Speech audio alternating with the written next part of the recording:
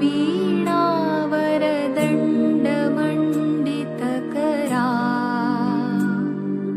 या श्वेतपद्मासना।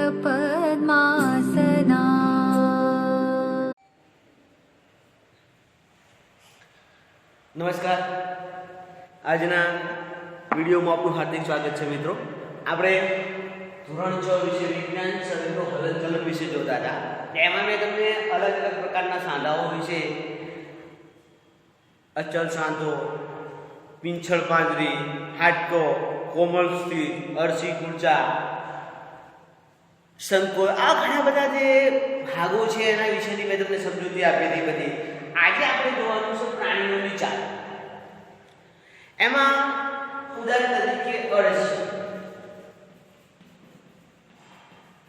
એક પ્રવૃત્તિ કરવાની છે મિત્રો કે બગીચામાં કે જમીનમાં તમે થોડું જ્યાં ભીનું હોય ત્યાં ખોદો તો તમને આ અળસિયું છે મળે છે. તો એને તમે બગીચા ઉપર જાઓ કે મેદાનમાં જાઓ તો જ્યાં ભીની જગ્યા હોય તો આ અળસિયું મળે તો એને તમે લાવીને એનું અવલોકન કરો. પહેલું તેને દેખો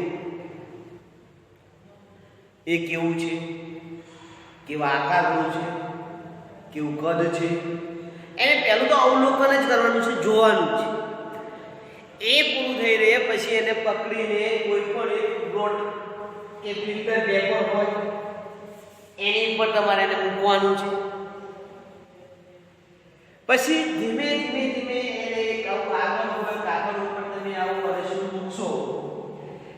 પછી ધીમે ધીમે એનું અવલોકન કરવાનું છે અને એની ગતિ જે છે એ ગતિનું એનું આપણે નિરીક્ષણ કરવાનું છે. તેના પછી આ અવલોકન જે છે એને કાચની પટ્ટી કે ટાઇલ્સ ઉપર મૂકો. કાચની પટ્ટી કે ટાઇલ્સ ઉપર એને મૂકવાની છે અથવા કોઈ ચીકણી સપાટી પર મૂકો ને પછી એમાં એનું ગતિનું મૂલ્યાંકન કરવું એ કેવું ચાલે છે. ત્યારબાદ જે ગતિ કરેલ પેપર ઉપર ભિન્ન છે કે આ સપાટી ઉપર ભિન્ન છે, કઈ બંને બાજુ તમારે અવલોકન કરવાનું છે કે કઈ ફિલ્ટર પેપર ઉપર અળસિયું જોરદાર ચાલ્યું કે કાચની પટ્ટી ઉપર કે ટાઇલ્સ ઉપર. એ બધું અવલોકન કરવાનું છે કે કઈ સપાટી ઉપર જે અળસિયું છે સરળતાથી ચાલી શકે છે. હવે બીજું કે અળસિયાનું શરીર અનેક વલયો એકબીજા સાથે જોડાયેલા હોય છે. આવું અળસિયું હોય તો એના જે વલયો છે એ એકબીજાથી જોડેલા હોય છે. આવો આકાર હોય છે, તમે જોજો અળસિયું એટલે આ જે વલયો છે એ એકબીજાથી એને જોડેલા હોય છે.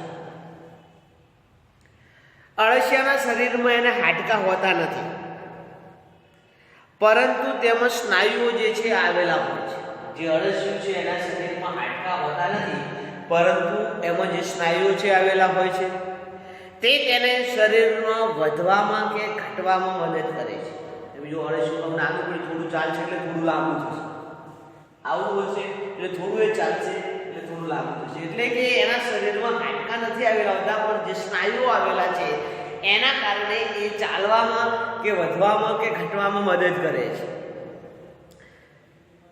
ચાલતા સમયે અળસિયું જે છે એ તેના શરીરના પશ્વ ભાગને જમીન સાથે જકડી રાખે છે. જે પાછળનો ભાગ છે આવો ચાલે એટલે આની જમીન સાથે શું કરે છે, જકડી રાખે છે. તથા આગળના ભાગને થોડું ફેલાવે છે. તેના પછી તે અગ્રભૂમિને ભૂમિથી જકડી રાખે છે અને પાછળના ભાગને ખુલ્લો કરી દે છે. તેના બાદ શરીરને સંકુચિત કરે છે. પશ્વ ભાગ છે અને આગળની તરફ ખેંચે છે અને કેટલાય અંગો સુધી જાય. અળસિયું આ પ્રકારની વારંવાર પ્રવૃત્તિ કરતી માટીમાં આગળ ખસે છે અને શરીરમાં ચીકણો પદાર્થ હોય છે તે તેને ચાલવામાં મદદ કરે છે. તે તેના શરીરના ભાગોને જમીન સાથે કેવી રીતે ટકાવી રાખે છે.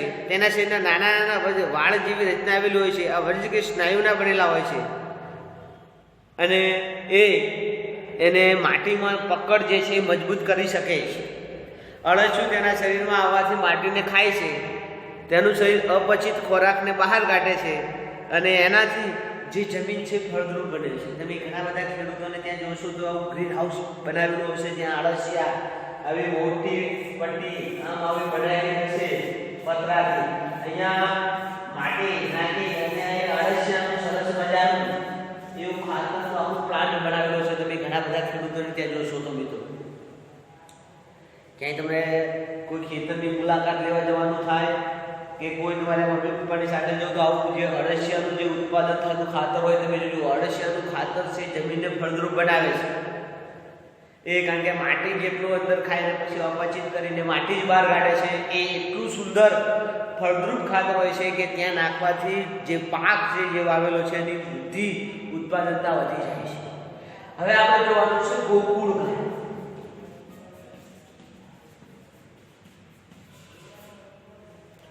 કોઈ બગીચામાંથી ગોકુળ ગાયને પકડવાની છે.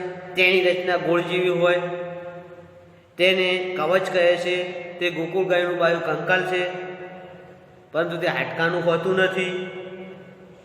તે કવચ એકમ છે, તેની જગ્યાએ બીજી ગતિમાં સહાય કરતું નથી. તે ગોકુળ ગાય સાથે ખેંચાઈ જાય છે. આ ગોકુળ ગાયને પણ પ્લેટ પર નિરીક્ષણ કરો. કવચના સિદ્ધાંતમાંથી ગોકુળ ગાયની એક જાડી સંરચના શીશને બહાર આવતા દેખાશે. આ બધું જ જે છે એ પણ એક અળસિયા જેવું જ હોય છે. આ તમને હું આકૃતિ બતાવું છું કે આ અળસિયું છે ને આ ગોકુળ ગાય છે. બંનેની ચાલવાની સ્થિતિ છે એ એક જ એવી છે.